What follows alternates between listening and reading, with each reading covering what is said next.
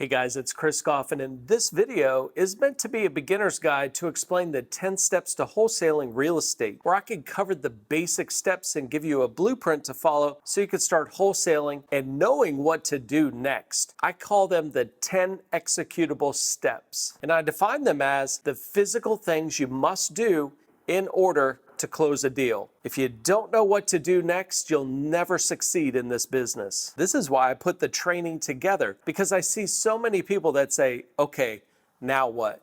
What's next? This system took me years to develop and put it on paper so I could teach it. Although I was flipping 5 to 7 houses a month, it was hard to explain what I was doing. Well, not anymore. This blueprint will cut through the crap and give you the exact steps to wholesaling deals. Now, I won't be covering the wholesaling by definition and all the specifics of each step, but I have several great training videos that go into more detail. You can check them out in the description below. Once you learn the steps, you can apply them for just about any strategy. It's like the GPS of real estate. Let's not waste any more time and let's jump in. Executable step number 1, which is finding the deals. Finding motivated sellers is the key to real estate bargains. The better the bargain, the more you can profit. I want you to spend 90% of your time locating these deals. You can't make any money if you can't find the deals. There are several factors to consider when choosing an area to start in. Price range, types of properties, investment methods, state and local laws, growth, rents, exit strategies, desirability, proximity to where you live, types of neighborhoods. The most important factors to me out of this list is price, which should be the medium price range and below, types of properties, which I like single family homes, but you can wholesale just about anything, and types of neighborhoods, which this will go hand in hand with price range. Now let's look at some of the most common ways to find the deals. Driving neighborhoods, investment groups, direct mail, websites, online ads. Ask postal workers, right? So if you're driving in the neighborhood and you see a postal worker, they're going to know where the mail's getting delivered and not delivered. Flyers, yard signs, business cards, skip tracing, and the REI Pro software. Now, if you're an REI Pro member, let me show you real quick which lead types I like to search for. The first lead type is vacant leads. Searching for vacant leads is where I got started, but I've got to tell you, I had to drive all day to even collect 20 potential properties, then spend another day to research and narrow down my list to the ones I wanted to either call or send direct mail to. The second lead type is absentee owners. So these are owners that own properties, but they don't live in them for one reason or another. With either lead type, when wholesaling, I want you to set the equity filter to a minimum 50%. And the last sold date is at least 2 years ago. There are other filters, but these are going to be the two basics. Executable step number 2, pre-screening the owner. This one took me years to figure out, but the name of the game is information. So step 1 is to fill out what I call a property research form, which is nothing more than a list of questions that you want to ask the owner for every property. Your goal is to cut to the chase. Let the seller know you need to collect some information before you can determine if the property meets your criteria. Now, if you're just getting started in real estate, you may be nervous, but you need to be confident. Don't overthink it and follow the questions on your property research form. I want you to find out all the details and their motivation, financing on the property, and any repairs needed. You will save a valuable amount of time on many leads if you can collect the correct information from the seller in the beginning. And the most important question to ask is, why are they selling? This will usually determine their motivation. I know when I first began, I spent hours and hours on the road looking at properties I had no business looking at. I did this because I didn't collect all the information on the property and determine the seller's motivation.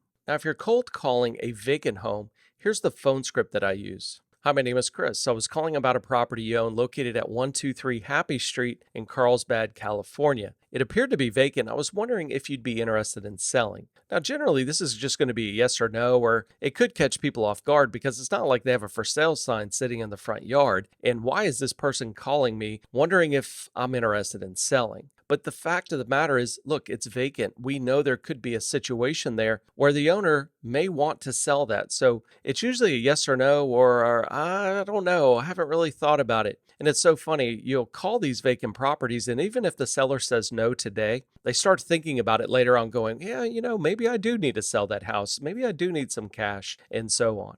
As a tip, I would add this script to your property research form so you don't have to memorize it. Executable step number 3, property inspection.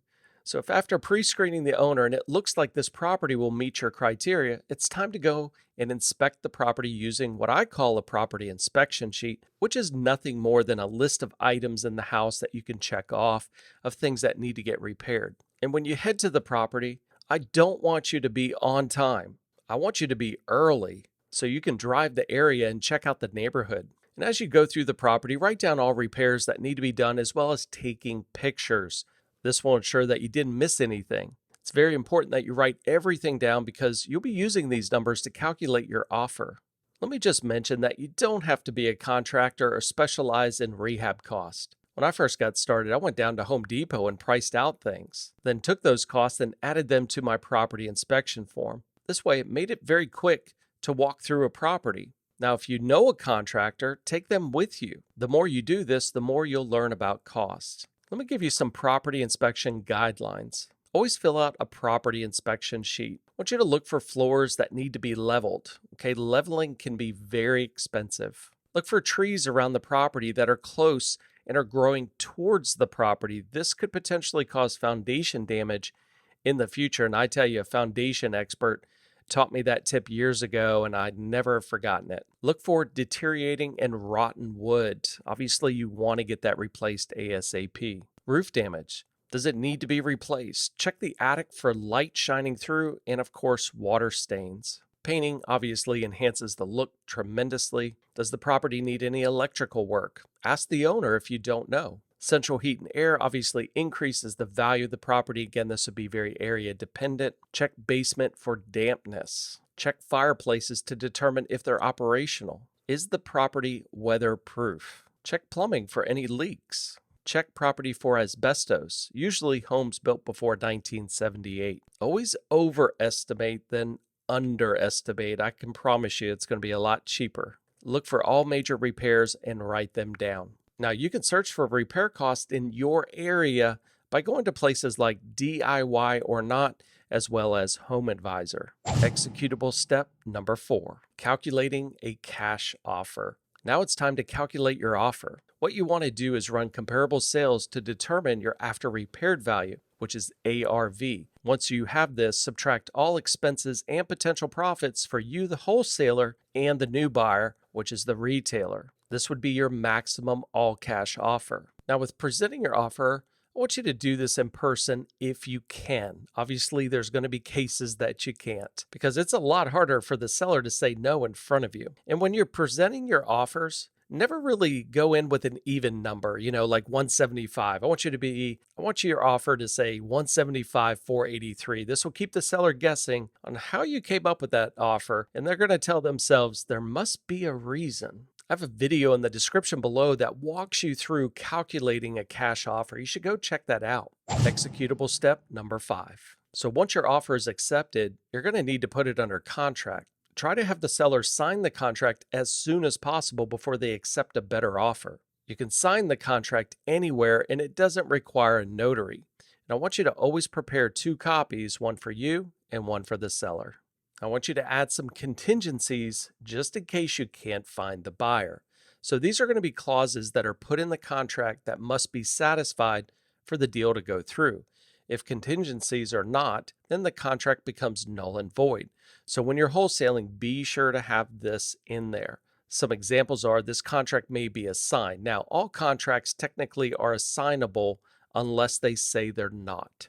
Subject to my financial partner and subject to inspection. Executable step number 6, protect the deal. So anytime an investor secures a contract with the seller, they stand a remote chance that the seller may find another buyer who will give them a better price. Once an investor secures a contract with the seller, the investor usually doesn't have much contact with them except for keeping them updated and going to closing. want you to file what's called an affidavit of memorandum, and this clouds the title and protects the investor so the seller cannot sell the property to someone else without passing a clouded title. You will need to sign this in front of a notary and file it down at the county's recorder office. You are swearing to a notary that you do indeed have a signed contract with the seller. And the best part is you don't need the seller to sign it. Now, if you'd like to get a copy of the affidavit and the wholesaling contract, be sure to stay around to the end of this video and I'll show you how to get a copy. Executable step number 7,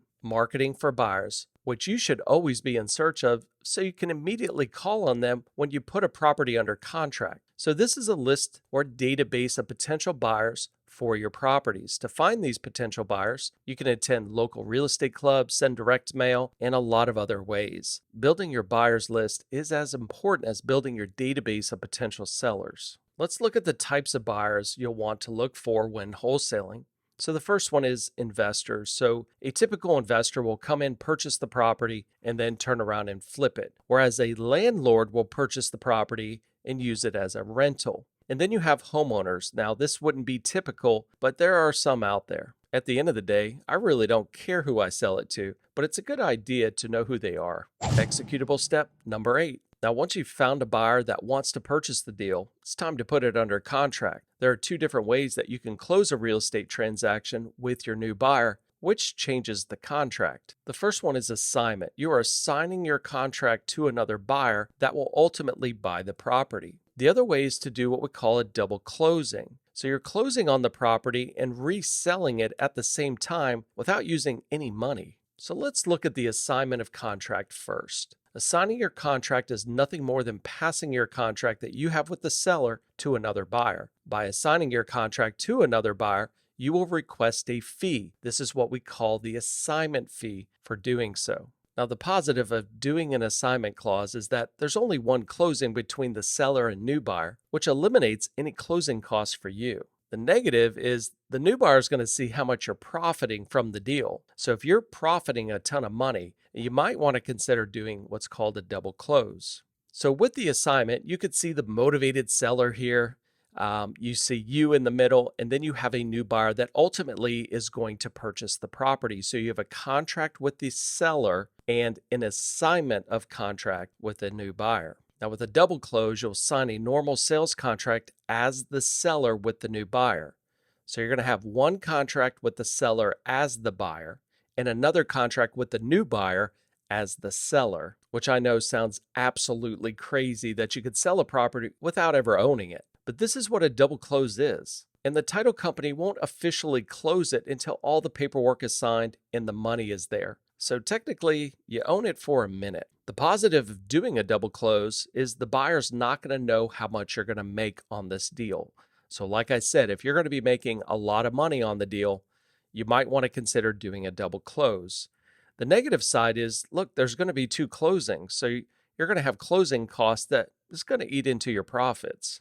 So here you could see the seller and you are going to go through closing, and then you and the new buyer are going to go through closing. Now, it doesn't have to go that way. You could technically sign with the buyer first and then the seller. Okay, like I said, the title company isn't going to file any paperwork until both of these closings are completed. They also don't have to happen within 5 minutes. Sometimes this could be a day or a week delay. Executable step number 9. So once you have a signed contract with both the seller and the new buyer, you'll need to take your contracts to either a real estate attorney or title company. At closing, with an assignment, you won't have to sign any paperwork. If you're doing a double close, you'll have to sign paperwork in 2 closings, as I mentioned before. Executable step number 10. Once all the paperwork is completed, the title company or closing attorney will then issue your check. Here's Samuel that says, "Hey, I completed my first wholesale deal. Not have been possible or easy without following the 10-step system in REI Pro. You make real estate investing possible for everyone, and I've got the $11,000 check to prove it." What an awesome job, Samuel. Now, you can find all of these steps, contracts, marketing materials, and everything you need in REI Pro to successfully close your first wholesale deal, just like Samuel did. If you're not a member, start a free trial right now. Let's review the 10 steps in order. So step number 1 is finding the deal. Once we find the deal, we're going to need to talk to somebody about it, and that's pre-screening the owner. Once we go to the property, do a property inspection, We can then calculate our cash offer. The offer is accepted. We can put it under contract with the seller. Once we do that, we want to protect the deal by filing the affidavit so another investor doesn't come in and the seller sells to them after the fact. Number 7 is marketing for that new buyer. And like I said before, you always want to be marketing, but if I had to put these steps in order, it would be step number 7. Once we find that buyer, we're going to put it under contract with the buyer, either by using the assignment of contract or doing a double close. We're then going to close on the property and get paid. Now, what I would love for you to do is to immerse yourself into each step. Now that you know what to do, in order that you should do them. I put together a video where you can master the wholesaling strategy, and I could go into more depth into each step. You should go and watch it now, and I hope you got value from this training. If so, please give me a thumbs up. It really helps me out, and I'll see you on the next training video.